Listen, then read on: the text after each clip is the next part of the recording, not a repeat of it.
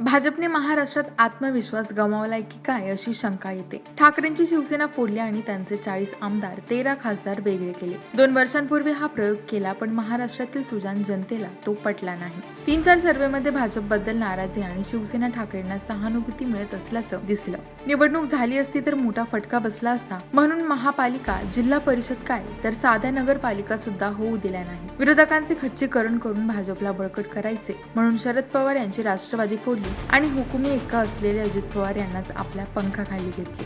लोक आणखी भडकले आणि निवडणुकांची वाट पाहू लागले। गद्दार, फुटीर, मिंदे अशा शेलक्या शब्दात शिंदे अजित पवार यांची यथेच्छ संभावना होत राहिली। या दोघांना बरोबर घेऊनही लोकसभेला पुरेसा जनाधार मिळणार नाही असे वाटले, म्हणून आता राज ठाकरेंची मनसे सुद्धा मांडवाखाली आणली। 48 खासदारांमध्ये शिंदेचे 13 खासदार, राष्ट्रवादीचा 1 खासदार आहे। मनसेचा 1 आमदार असूनही त्यांना आता लोकसभेच्या 2 जागा सोडायला भाजप तयार आहे।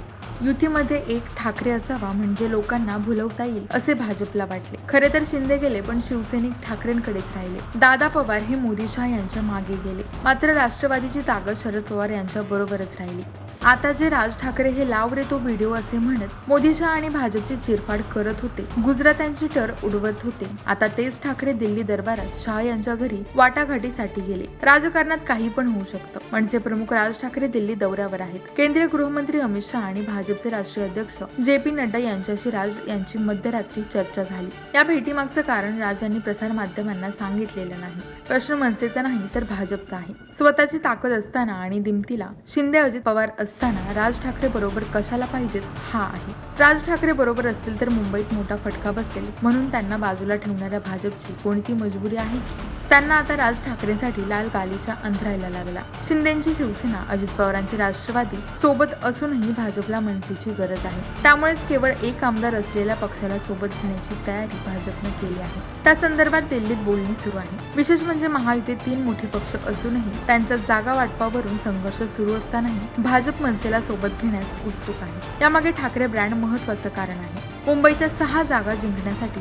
मागील लोकसभा निवडणुकीत भाजप शिवसेना युतीनं मुंबईत 6 जागा जिंकल्या होत्या। दोन्ही पक्षांना प्रत्येकी 3 जागा मिळाल्या, पण त्यानंतर शिवसेनेत फूट पडली। 3 पैकी 2 खासदार सेनेसोबत गेले, पण पक्ष चिन्ह गमावलेले उद्धव ठाकरे अद्यापही मुंबईत ताकद राखून आहेत। त्यांना शह देण्यासाठी भाजपला राज यांची गरज आहे। मुंबईसोबत ठाणे, नाशिकमध्येही मनसेला चांगला जनाधार आहे। ठाकरेंविरोधात ठाकरेच हवेत।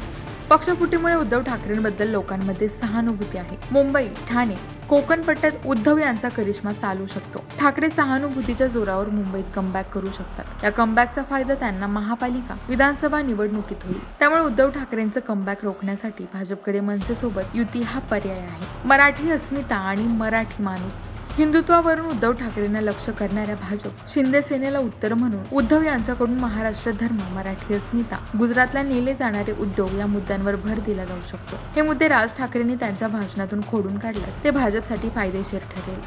कारण बाळासाहेबांच्या तालमीत तयार झालेले राज महाराष्ट्र धर्म, मराठी अस्मिता या मुद्द्यांवर प्रभावी भाष्य करू शकतात। राज यांच्या भाषण शैलीची मोहिनी, राज यांच्या भाषणाचं त्यांच्या शैलीचं कायम कौतुक होतं, पण भूमिका बदलणारा नेता असा शिक्का त्यांच्यावर बसला आहे। ठाकरे सरकार सत्तेत असताना त्यांनी भोंग्याचा मुद्दा हाती घेतला, भगवी शाल अंगावर पांघरली, हिंदू जननायक असे त्यांचे पोस्टर झळकू लागले। राज यांनी ही प्रतिमा हिंदुत्ववादी भूमिका घेणाऱ्या भाजपसाठी पूरक आहे।